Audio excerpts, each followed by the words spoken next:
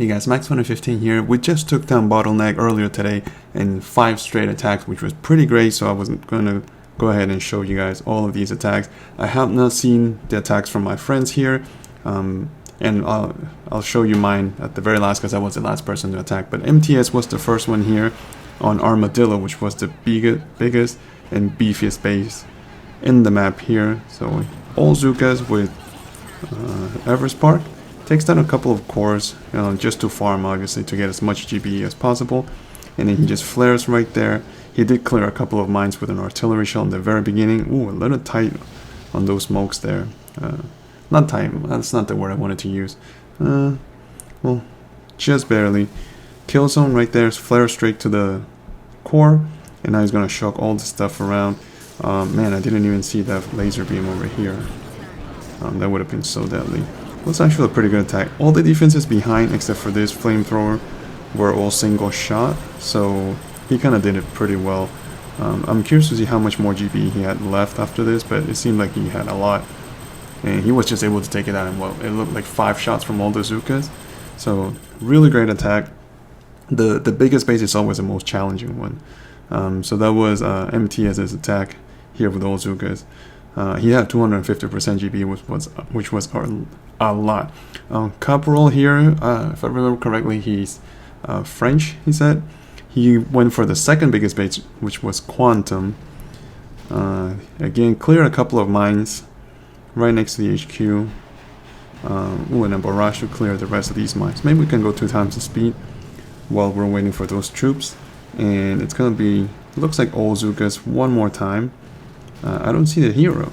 Oh, there she goes, Sergeant Break. That was actually a pretty good timing because the heroes walk faster than the Zuka. So reverse smokes at the end, very interesting. And yeah, that was a perfect walk actually with the hero there. So shot, and yeah, it's gonna be 3 shots, I think. 4 shots from all the Zukas. He only lost maybe 4 or 5 Zukas in the end there. It doesn't seem like a lot. I think 4 shots did the work. Actually, really nice attack from Caporal here. So that was Quantum, the second base in here, and then the third one was PCS, which he used heavy Zuka just to mix it up a little bit. This was Duality with 122 force points. Well, he just went straight for that flare. He didn't even hesitate. Let's see, just deploy all the Zukas, 1 smoke. Oh yeah, that rocket launcher was going to be within range right there.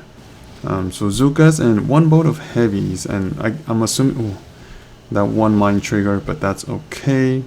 It seems, let's go 1 time the speed. Oh, he lost a handful of Zukas there to those mines, and the heavies I'm sure is because of those 2 rocket launchers in front there. So he shocked the shot launcher and the rocket launcher behind them, and wow, that thing went down super fast though.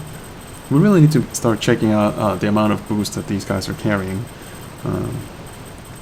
That was a really good attack. It was probably the best operation we've had since we started the task force. So PCS, 167% troop damage, which is a lot. Ali 6, one of the newest members, he used Team for his base. Interesting, I don't really see Team a lot. And wow, this looked like a really beefy base. I don't know how he did it. Pack of critters all the way up there for farming. The closest rocket launcher is a long way away from it, so that wasn't going to be a big issue. Oh, there go all the tanks. Maybe, I think this attack will just do 2 times the speed because tanks just move so slowly and we're going to be here forever if we watch it in real time. So just farm a little bit here. He did take down a couple of the rocket launchers with GBE. Clear a couple of boom mines with critters. Actually, extensive use of critters there.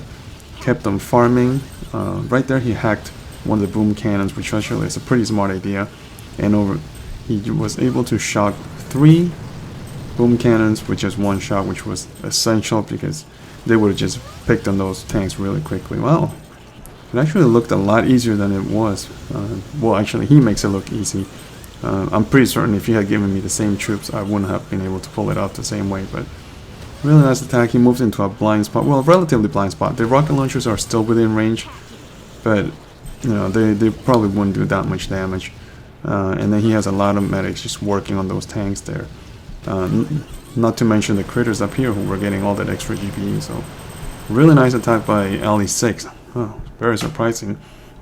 I'm surprised of his choice of troops, but it worked really well. And then mine, like I said, I was the last person to attack, so I went for Mercury, which was the easiest base with 76 force points. So I went with RZCM just to mix things up. I knew I was going to be able to take it down, and I did it unboosted with all my statues. So 68, 41, 92, as you can see. I did bring one extra boat of Zukas. I took down the one rocket launcher in the back, the one behind the HQ with artilleries, and a couple of mirages. And then we're gonna go to the left side. Where are my troops? That barrage there was just to clear some of the mines next to the next to those machine guns. So RCCM, just put them down there. My biggest concern were the mortars. The rocket launchers were gonna be pretty far, as you can see the range here. So I wasn't too concerned with them. I just needed my troops to clear up a nice path before I could reflare them and then farm a little bit on the top there.